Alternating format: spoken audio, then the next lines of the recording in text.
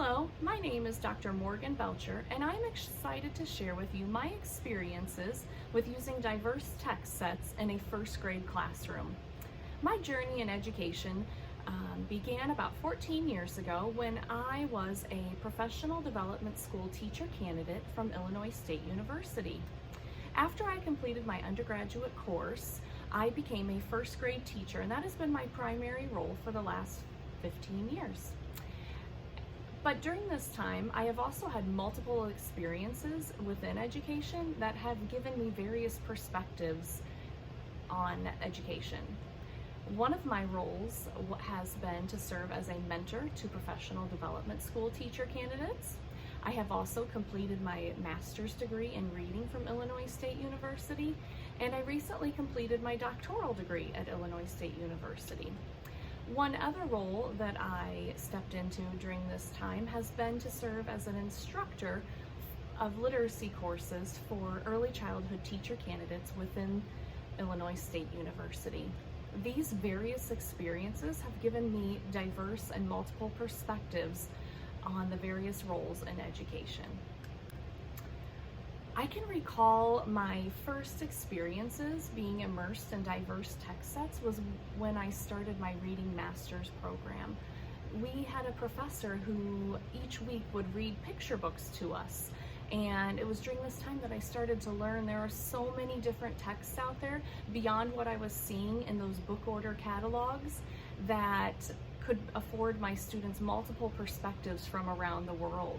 However, my awareness of diverse texts really became strengthened through my partnerships with the teacher candidates in the professional development school. They were sharing with me multiple texts that they were learning about in their undergraduate coursework, and I can remember one specific teacher candidate who would go to the town library each week and scour the shelves for diverse texts to share with our students. And it was really from her efforts that I learned so much more about diverse texts and using them in the classroom. And I really appreciate those experiences. And since I've stepped into those multiple roles of education, I feel very fortunate that I was able to connect with those student teachers and learn some of the things they were learning during their coursework too. A few years after that experience, when I began my doctoral journey, not only was I immersed in picture books that I could use during my mini lessons and independent reading time with students in my first grade classroom, but I was also immersed in the research that supports using these diverse texts.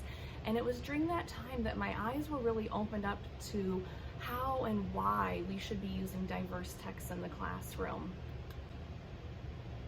The students in my class began learning about diverse places all around the world and experiences others were having.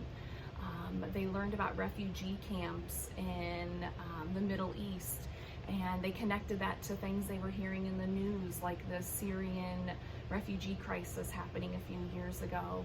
They would read books from Jacqueline Woodson and would connect that to what they were hearing about the civil rights movement and Martin Luther King Jr. I had some other students who would gravitate towards books that had characters that looked like them and had experiences like them, whereas other times they might have been reluctant to be eager to read a book.